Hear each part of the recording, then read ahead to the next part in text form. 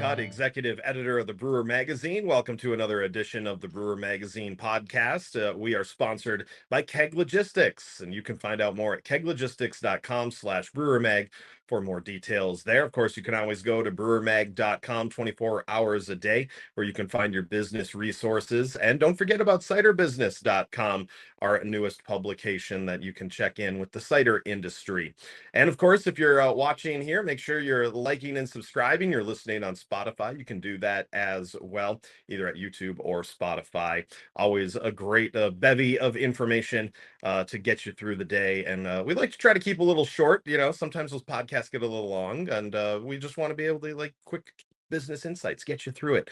And one of this, speaking of business insights, not exactly business insights, but if you think about it, the liquid is a part of your business. You got to make sure it's good. One of the things that a lot of people are doing right now during the fall is pumpkin beer, and pumpkin beers are always hotly contested, whether it's a beer bro telling you that that's not cool, or people that really love it and love picking it up throughout the year. So whether you're doing it as a brown ale, a yam-based beer, a pumpkin-based beer, how many spices you're putting into it, are you barrel aging it? Well, there's a lot of different ways to do it, but make sure you're doing it correctly. And that's why we're bringing in Patrick Coombs of Great Divide, who is the director of liquid for Wilding Brands. We're talking about the pumpkin ale from Great Divide, and taking a background as well on just the importance of spices, the importance of all the other ingredients. What's your malt profile? What's your hop profile? What yeast are you using? There's a lot of different things involved, and of course we have fun at the end getting to know Patrick a little bit as well. So check it out. It's Pumpkin Beers here on the Brewer Magazine podcast. This Brewer Mag podcast is sponsored by Keg Logistics. Now's the perfect time to review your keg management strategy. Whether you're seeking a truly flexible keg rental program or intrigued by the seamless distribution freedom of paper fill, Keg Logistics is ready to craft a personalized solution for you, ensuring you receive the kegs you need precisely when you need them. For details, visit keglogistics.com/brewermag. Keg Logistics, modern solutions for keg efficiency. And we welcome in Patrick Coombs, the Vice President of Liquids for Wilding Brands. Patrick, thanks so much for hanging out with us here on the Brewer Magazine podcast. Great to be here. Thanks for having me. Yeah, thanks so much. And we're going to talk some pumpkin ale and other things of the sort. And Great Divide, which we're going to kind of go over here in a little bit, has the pumpkin ale out now. Can you kind of give us a quick snapshot of really what makes a pumpkin ale a uniquely challenging style to brew for any size brewery? Yeah, it's tough, right? Because the majority of people are building these beers from, something that's light amber to dark brown in color, and they are trying to work in that spice profile in a way that makes sense. But the most difficult part that I find is that, ideally you need to be using spices on the hot side, right? And if you're dosing all of those in the kettle, or maybe you're doing a whirlpool steep, the issue is that if you overshoot that, once you put it in, you can't take it out, and you're not really going to know exactly what that's going to turn out as spice profile wise until the beer's done, right? And during fermentation, you're going to blow off aromatics, and so you might taste the wort and it might taste really good, really spice forward, exactly where you want it to be, and then you taste the finished product and you've lost half your spice character during fermentation. And so it's tough to dial in exactly what you want in that spice profile and really nail it. And the combination of the traditional pumpkin spices are usually what most people lean towards, but if any one of those is particularly out of balance, you end up with something that maybe doesn't quite hit the mark.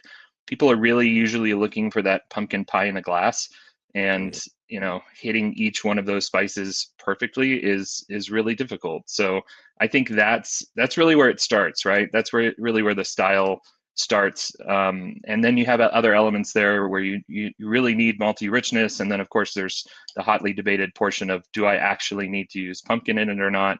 Am I being disingenuous if I don't put pumpkin in there? And what goes into nailing that absolutely perfect balance. Absolutely. And yeah, let's talk about that. Real pumpkin versus pumpkin spices. What are those challenges for both of those? And do you feel that those are two completely different flavors that, maybe are two different types of beers? So when you're going down that pumpkin ale route. So it's tough, right? The few times that at previous breweries that I've worked at that we've crafted pumpkin beers without pumpkin, it really is missing something. Mhm. Pumpkin is relatively flavorless in the grand scheme of things. It's incredibly subtle. You have quite a bit of starches in there that you're potentially contributing some mouthfeel and some richness. I find that the few times that we've tried pilot batches to remove the pumpkin, because it is a giant pain in the butt, right? Like most Mhm. people are using a puree, most people are putting it in the mash. Sometimes you're using whole pumpkin because there's a debate of whether or not whole pumpkin is going to give you a better flavor than pumpkin puree. Um, the few times that we've had no pumpkin in there, it definitely is not as good as using some amount of pumpkin. Does that mean that you couldn't get really creative and build that back without the pumpkin to try to mimic that mouthfeel? Maybe you're using a little bit of maltodextrin, or maybe you're using, some more intense adjuncts like a high portion of oats or something like that, so it's a little bit more silky. Um, that could probably work just as well for some people, depending on what you're trying to hit. But otherwise, you end up with something that's akin to a Vienna lager grist or a brown ale grist, and it's just a little bit thin, right? When you taste that, depending on if you're using vanilla or not, when you taste that spice profile, you're looking for that certain amount of richness. You're looking for that vanilla to kind of coincide with a silky mouthfeel to a degree that is satisfying, right? We don't Right. drink a lot of these. Most people don't. You buy a six pack for the season, and that's probably enough for most people, unless you're just a total pumpkin ale fanatic. And so you want it to be satisfying, and so it I think adds a certain degree of authenticity, as well as it contributes a little bit to that mouthfeel. Sure. And yeah, I'll get into it here so we can kind of talk about the beer. Yeah. I think glassware wise, as a master cicerone, what is the perfect glass for a pumpkin beer? I went Pilsner. I think that's just fine. At the end of the day, the most pumpkin beers are spice forward enough that if you have a little bit of concave in that is going to concentrate some of those aromatics, that helps a lot. But as long as it's spice forward enough, really, you can use your favorite glass for this kind of thing. I tend to use tulips for a lot of stuff, but whatever kind of coincides with the moment perfectly, I think is perfectly acceptable. Gotcha. So no one's slapping your hands if No, you're putting this in a tiku or a shaker. I mean, it's no, go for just it. enjoy the beer. It's a pumpkin beer. I mean, it's not a 20-year-old goose or something that we really want to dive into, right? Yeah. Well, tell us a little bit about this year's version of the pumpkin ale. It looks 6.5%. And we just got this last week, so I wanted to save it and have it with you. Yeah. Any changes, anything that you guys have learned from it, or what do you like about it this year? No major changes. It's still essentially a brown ale base, relatively simple grist profile. We've got a little bit of specialty malt in there, and we've got some very gentle, roasted malts to give it a little bit of toastiness. I find the Great Divide Pumpkin to be a lot more sessionable than a lot of pumpkin beers on the market, but it still has, a richness and a nice silky mouthfeel without being too heavy. Um, Mhm. Another one we make is Station 26 Patch to Porch, which is a pumpkin lager, and that's got a good portion of vanilla in it. And so that's a lot more rich and satisfying as far as, the sweetness and the intensity. Um, Great Divide Pumpkin, I find to be way more sessionable, and something that I want to have a couple of, when it's that first cold day of fall, or you're at the beer garden, and there's pumpkins everywhere. It just kind of like it fits the mood. But still pretty straightforward. Very simple spice profile of cinnamon, ginger, nutmeg, and a little bit of clove in there. Mhm. Um, In the past, in some other beers that we've made, pumpkin beers that we've made, we've leaned a little bit on black pepper, but I think this spice profile really is pretty cohesive and easy drinking without being too cloying. And then, that brown ale base is just, it's perfect for the season. Some pumpkin beers I find to be a little light, where it's almost slightly disjointed, where I want a little bit more malt richness and I want a little bit more toasty notes, because ideally you're not drinking these in August, but we make them in August every year to hit the timeline. And so, you want a little bit more roastiness, I think.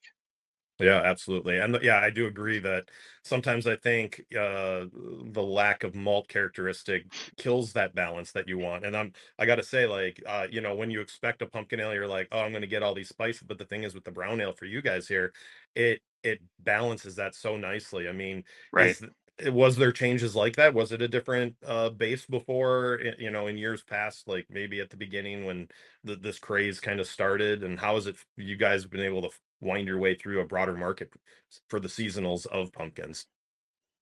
Yeah, in my opinion, dark beers work better for this type of beer, and so we've kept it as close as we can to that. We have some lighter in the portfolio that are 60% less dark than that is, and it really is just different drinkers, right? So if I pour that for somebody that is very into pumpkin spice lattes, that might be a little too dark, that might be a little too roasty, that might be a little bit too astringent or bitter for them. And so it really comes down to the consumer preference of, what are you looking for in a beer experience, and what do you typically drink? If you typically drink you know blonde ales, you probably don't want a full-blown brown ale as your seasonal. You want something that's a little bit more sessionable, and I mean, let's be honest, the people that are consuming pumpkin ales are people that are looking for that pumpkin spice latte kind of approach. If you like pumpkin beers, you're probably drinking pumpkin spice lattes as well. Our VP of logistics goes crazy every single year, and as soon as the PSL comes out, you'll see him with a pumpkin spice latte in his hand almost every day. And so, it's just it's about hitting that mark and kind of delivering what you're expecting. And so, no major changes to that liquid this year. It's pretty classic, and I think it's that way for a reason. That balance is so appropriate for the level of spices, and it's relatively dry for what it is. It finishes around 3.5, 4 Plato, and so it's not a particularly intense beer as far as sweetness goes. And so I think it really runs that razor's edge of being just satisfying enough and just enough residual sugar to kind of complement the spices and make a rich enough flavor profile to be good, but still remaining sessionable enough to have two of them if you want to. Sure. And, obviously we talk so much in pumpkin beer about spices, and, like we've talked about the bases. And some of that obviously deals with malt, but what about a hop profile? Like, you don't want a hop. Have you had a hoppy pumpkin ale before, and how has it I gone? haven't. What role does hops play in a pumpkin beer? Well, it's balancing that residual sweetness and adding a little bit of earthiness that kind of complements those spices. I think of the really OGs that nobody uses anymore, like Mount Hood, that has a little bit of a cinnamon character to it and is very earthy and a little bit floral. And these days you try to buy Mount Hood, you can't find it anywhere, but it really works nicely in those darker beers. So very low IBU. I believe that one's right at 15 to 20. But you have to have it, right? Like you don't Yeah, want a particularly bitter pumpkin beer, but you want some earthiness from the hops. You want some spiciness. You want a little bit of floral characteristics. It would just be so dead if you just decided, like, well, this is all about the spices and the vanilla and the malt, so we're just going to put a little bit of hop extract in there to get 5-10 IBUs, and we're going to leave it alone. I think it would be a much less complex and satisfying beer. sure. And, obviously we know what most of the spices are. What's the most contentious point when it comes to adding spices? And I again, this might even be just a brewery by brewery thing, but I know for, like, as a consumer, too much ginger can really hurt something. But is ginger the one that you can overdo? Is clove the one you can overdo? Nutmeg? Like, what's the one that can be the hardest to find the balance? I think it largely depends on format. Like if you were using ginger juice, for instance, that could get out of hand really quickly. If you're using powdered ginger, it tends to be muted enough that I feel like it's pretty hard to overdo it on ginger. Cinnamon, nutmeg, and cloves, people want the cinnamon. That's really kind of what's carrying the team here. I think cloves and nutmeg are where you start to get a little bit more dangerous. If it's too nutmeg heavy, it's going to come off as more akin to eggnog. If it's too clove heavy, it's going to be like Christmas potpourri, right? So being light-handed enough with ginger and nutmeg, I think is the most important thing. And we should talk about yeast too, because there are some risks there. So believe it or not, there is a way that you can get some pretty strange off flavors if you have really high amounts of spices, depending on the yeast strain that you're using. So this was something that we used to see at Avery when we had changes in wheat crops. If we had really high levels of cinnamic acid in that wheat, we would get a styrene character. Styrene kind of tastes like plastic or solvent. And any phenolic off-flavor yeast or wild yeast is capable of decarboxylating that cinnamic acid into styrene. And so it's tough. It's not impossible, but it's tough to lean on Belgian strains or Saison strains in general that have the ability to take those natural plant acids and turn them into that kind of styrene solventy character.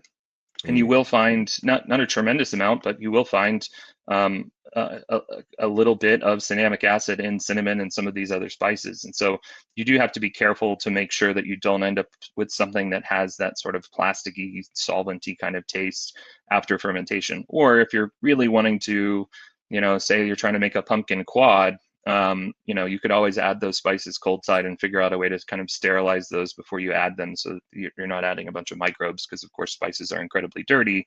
But things to consider, right? This is a complex operation, and you have to kind of look at each individual components and assess whether or not this has the potential to create something that I don't like, and how am I going to control for the potential of creating a styrene solventy kind of off note in your pumpkin quad, because it would work great with a quad base, right? It would work great with a double, to kind of lean on those dark dried fruit characteristics in those Belgian beers. And I've had a few that I've really liked, but I've definitely had more than one at GABF, for instance, where you go around and sample everything.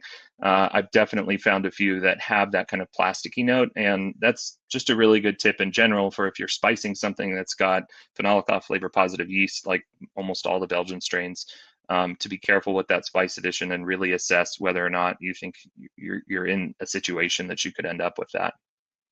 Interesting. Yeah, that's a good point to make out. Like, we've got to get through all of the different ingredients in here. So yeah, thanks for bringing up Yeah. the yeast part. And so I kind of mentioned it in passing, but you are one of the few master cicerones in the world, and I kind of wanted to have me go through a sensory with this. Like, what's important for a high quality pumpkin beer? Is it the nose, the tongue, the eyes? Like, where is pumpkin beer best sensed, and how can you kind of train yourself, if you're a brewer, to be attuned to that, so that it's the most pleasing to a consumer? Yeah. The first step is always going to be visual, right? We drink with Yeah. our eyes before we drink with our mouth, right? And so it's got to look good. It should have a thick, luxurious head of foam on there for when you pour it. It should be a relatively, I think, deep gold to light brown at a minimum, because you need that malty richness in order to balance everything, as we've talked about before. I think the aroma really needs to be balanced between spices and malt. We always talk here about flavor hierarchy when we're designing new beers. What is the hierarchy of this beer? Okay, primarily it's pumpkin spice, but the close second is going to be malt character. Okay, what about that malt character are we looking for? We're looking for, in the case of Great Divide Pumpkin, we're looking for a little bit of cocoa. We're looking for some deep toasted bread crust. We're looking for maybe a little bit of dried fruit. And then you go on to every other element, right? So do I get perceptible hop character on a pumpkin beer? Probably not. Is it a little bit more complex because the hops are there and maybe I can't quite put my finger on it? Yeah, absolutely. And on the palate, carbonation is important. Not being too carbonated so that it comes off as a little bit more sweet and a little bit more rich, I think is important. Hitting a 2.4 to 2.5 volumes of CO2 is ideal in my opinion. Some people will take that all the way to 2.6 or 2.7, but you don't necessarily want a super spritzy pumpkin beer. All the way down to 2.3 is arguably just as acceptable. And so playing around with that carbonation level is something that people don't necessarily consider. A lot of breweries will say, well, we carbonate everything to 2.4 because we just like it at 2.4. Well, you should play around with that because, in your session IPA, it might be really fun at 2.7, but in your pumpkin ale, you should maybe try 2.3 or maybe try 2.2. It's going to be a little bit more flat, and it's going to be, a little bit more rich and sweet because it doesn't have the prickle of carbonation. But really considering carbonation as an ingredient, I think is something that a lot of people kind of glance over, and they don't necessarily play around with different levels. And so if you have a C box and you're able to really accurately measure the amount of carbonation in your beer, that's awesome. If you're on a ZOM, that's still okay. Playing around with various levels and kind of tasting it as you're carbonating is a really fun sensory activity because you can kind of see how it starts to change the flavor profile. So when you first plug in that carbonation, take a sample off the tank and then keep going and check it every 20 minutes and really pay attention to how it changes, how it's lifting the spices out of the glass. Maybe you overdid it on spices and you're trying to downplay the spices. Lowering the carbonation is certainly a way to do that because, of course, we're not tasting the spices, we're sensing the spices with our nose. And so if we can keep those spice aromatics in solution a little bit longer, you're still going to get it on retronasal when you exhale, right? But you're not necessarily going to be, hit in the face when you get the beer to hear of like, whoa, that's a lot of cinnamon. So again, carbonation is an ingredient, very important. And then really nailing that mouthfeel, really nailing the sweetness balance, making sure that you're not too astringent. Spices themselves can be very astringent. If you have a really high level of cinnamon, that can really add kind of an intense sort of Red Hots candy cinnamon astringency to the mouthfeel. And that's important to pay attention to, right? It's not just about sweetness and bitterness and even in roasted malts, you're getting a little bit of umami. Spices are contributing a little bit of umami, especially that clove.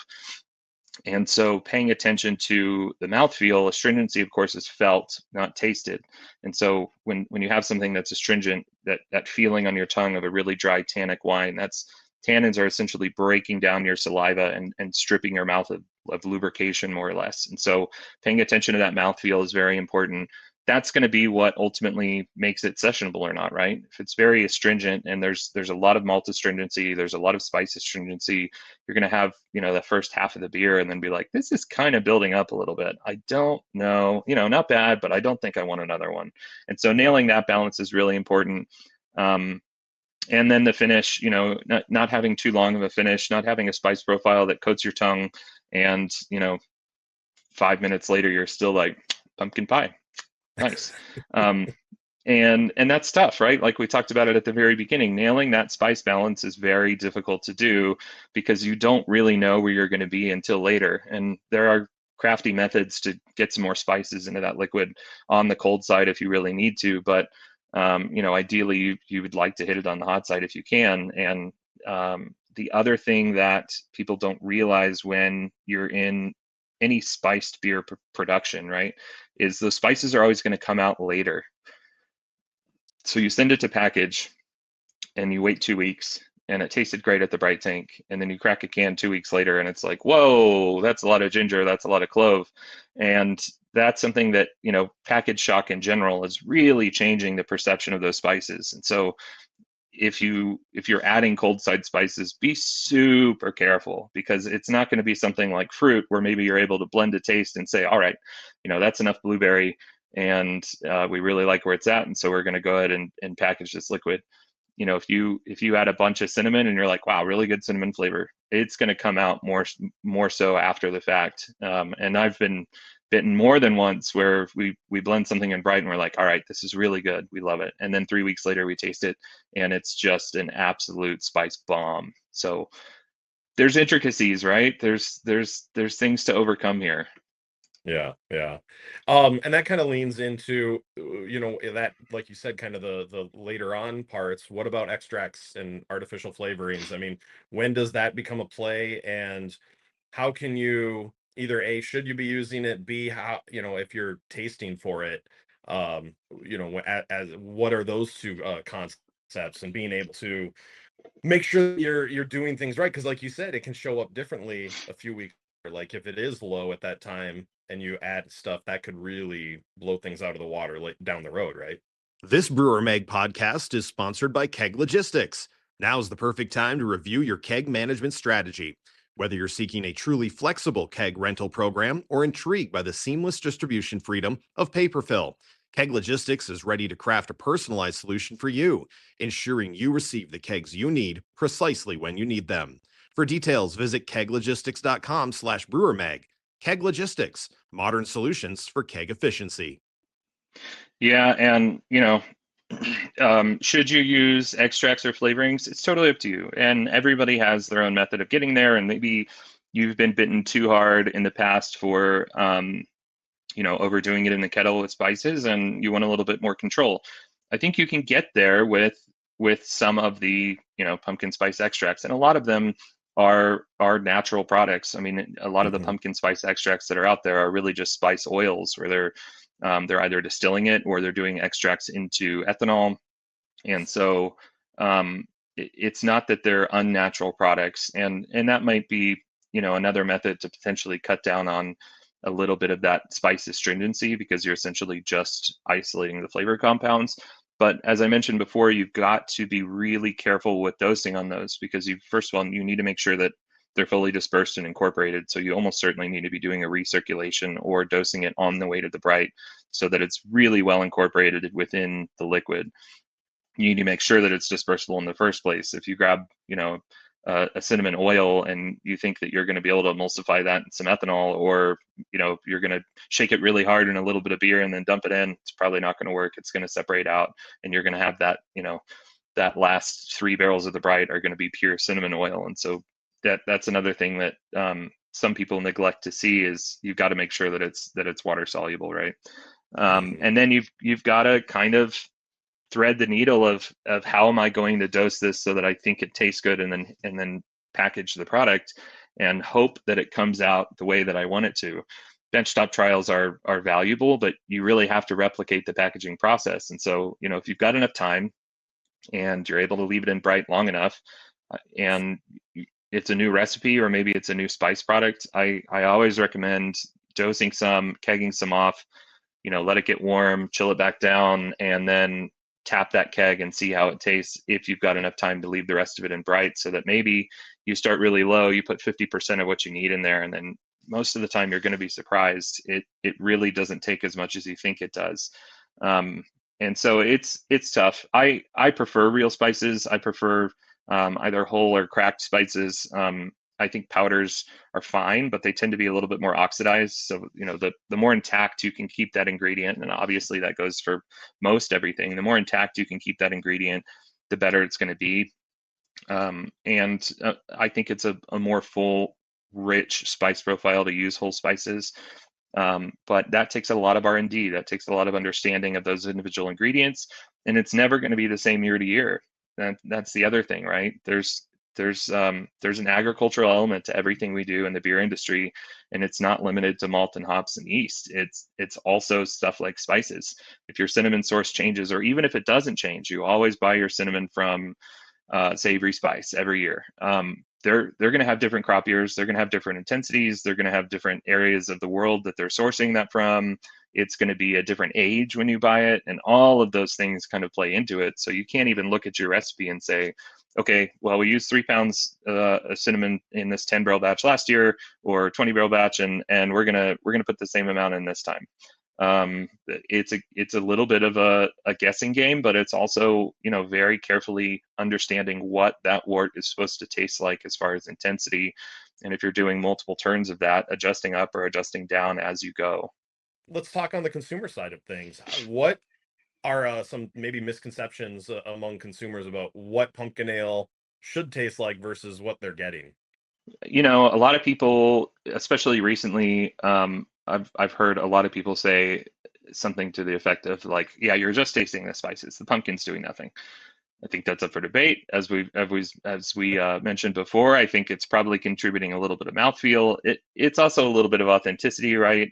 Some people are like, oh, well, I put pumpkin on the can, so I'll just wave some over the top of the kettle, and then I can say there's pumpkin in the can. Like, that's fine, but you should probably put some in, put some in the mash and get those PR picks or whatever you need to do. But I think most consumers are looking for that pumpkin pie in a glass experience.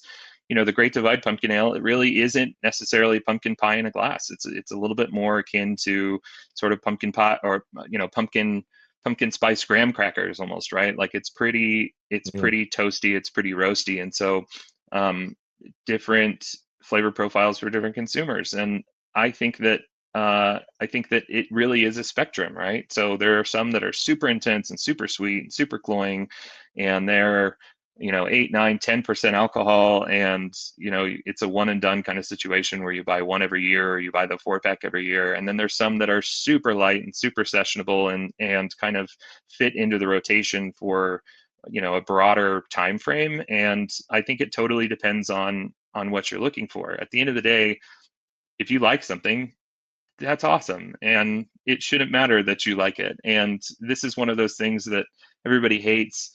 It feels like on the beer industry side, because it's like, we were brewing these in August and it was 102 degrees outside, and the brewer's standing over the kettle like, oh my God, I can't believe we have to do this. But the reality is, first of all, we want to be able to take our time and hit the exact flavor profile that we want. If we need to dial in the spices on the cold side because we undershot, we want to give ourselves time for that. And distribution sucks, right? If you're a single taproom operation and you're just serving it to your consumers locally, then maybe you can brew that a little bit later. Maybe you wait till the first week of September. But if it's hitting distribution, I mean, it's a race to get out there. We've had distributors tell us before, hey, I need this the last week of August, and if you miss that, we're not going to be able to sell hardly any this year because you're gonna miss the boat. And it's true. I mean, you go to the seasonal door at your local bottle shop and it's full of pumpkin beers, and eventually they're like, well, listen, we've got 30 of them already. I don't think we need 31. What are you guys doing for Christmas? So there's a lot of factors there, and that I think that pumpkin ale consumer is generally looking for a rich spiced beer, something that they're going to buy a 6-pack or 2 of, or maybe they buy 2 or 3 different brands, but they have an idea in their head of what they want that to taste like. And I think communicating what the experience is going to be is probably the most important part, so that you can really deliver what they're expecting. If it's a vanilla pumpkin cheesecake beer, it better really remind me of cheesecake in some capacity, whether or not they used cheesecake extract or whether or not they really got there with vanilla and a very carefully selected blend of specialty malts.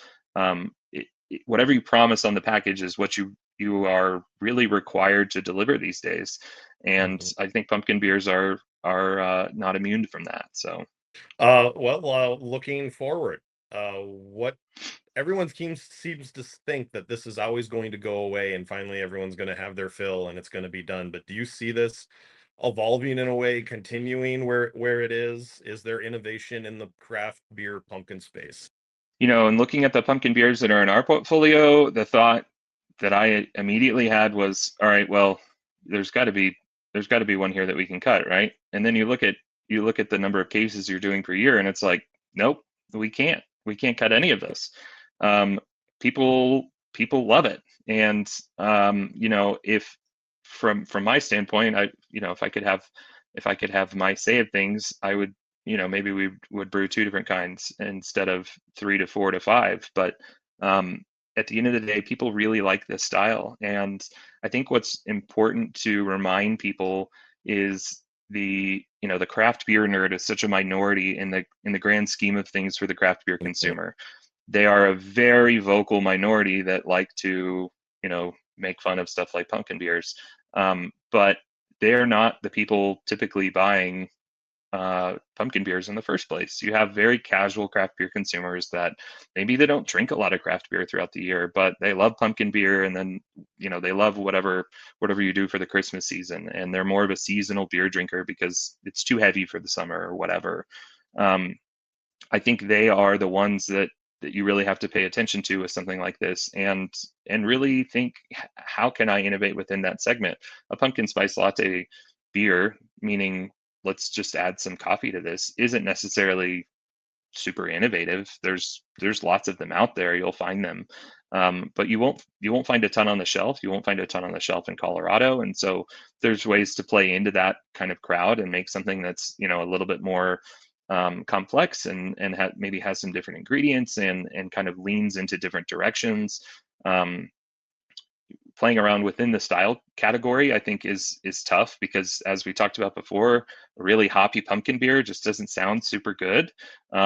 There are some people out there that have made pumpkin beers with no spices in them, and as a matter of fact, there was it was 3 or 4 years ago at JBF where there was a category for, I think it was field beer, or no, it was pumpkin beer. But there's one kind of pumpkin beer in JBF that allows for spices, and then there's one that doesn't, and they only awarded a bronze in that because everybody else had spices in theirs. Oh. I've never had one of those beers, but I'd be so curious to try that, because it's really strange, the fact that they don't have any spices in there. You're really leaning on pumpkin, so you know, how much conversion are you getting, how much character are you getting? I've never found one myself, but I'd be curious to try that. It's bold, right? Like, Mhm. people are expecting pumpkin pie spice in a glass, but just doing pumpkin and nothing else, and trying to make a true pumpkin beer without necessarily making it all about the spices, is pretty strange. Is that going to be successful? Probably not, because people are expecting pumpkin pie in a glass in the category, and they show up and they've got something that's mildly vegetal and a little bit of sweetness and a little bit of fruitiness, and that's probably not going to necessarily deliver. Are we going to see pumpkin pie spice milkshake IPAs? Maybe. I don't know. There's so many crazy things they're doing with hops these days, and we have so many new things coming out on the market. Maybe there's something that's going to work really well with spices. At the end of the day, I think we have to remind people that this whole movement of craft beer has been foundationally based on not being afraid to just try something weird.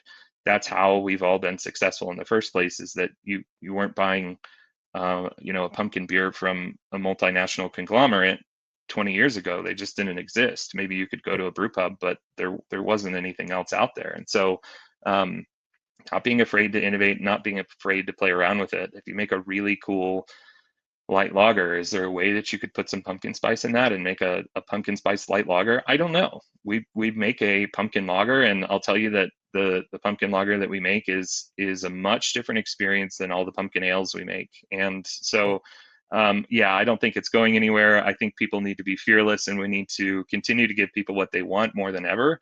And if that's pumpkin spice light lager, we should give it a shot. All right. Coming up next from Great Divide. Uh, Yeah, right.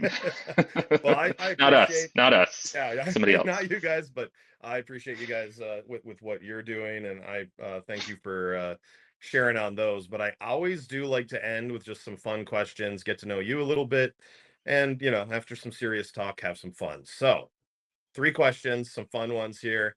Starting with this one: which brewery do you wish you opened, or which beer brand do you wish you had created? Oh, it's Sierra Nevada, immediately Sierra Nevada. I'm gonna have to start keeping a dry erase board and just start checking off Yeah. that, because that's pretty much I mean, pretty that.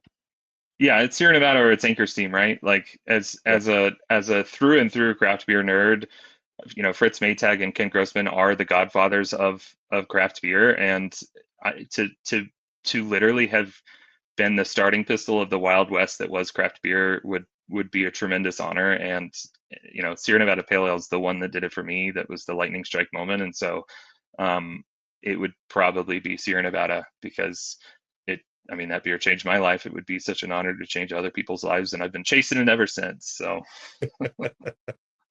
All right. Well, what would you rather do? Collab with a massive brewery that just isn't your vibe, or would you rather work with a small brewery that barely has any equipment and you're just hoping that you can get a collab out?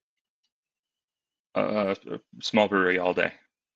I listen. I love the PR aspect of collabs, and I'm, you know, the whole reason in the first place is usually just kind of join forces and create a unique piece of art together. But that's exactly the point, right? The whole point is to create a unique piece of art together that is an expression of you and them. And if the vibes are off at at a large conglomerate, it's just not going to be as fun, and there's going to be too many rules in place, and you're probably going to say something like, hey, so with pumpkin beers, I really like to put pumpkin puree in the mash, and they're going to be like, yeah, we can't do that. The cows don't like it, and our farm contract is too risky. Like, okay, fine.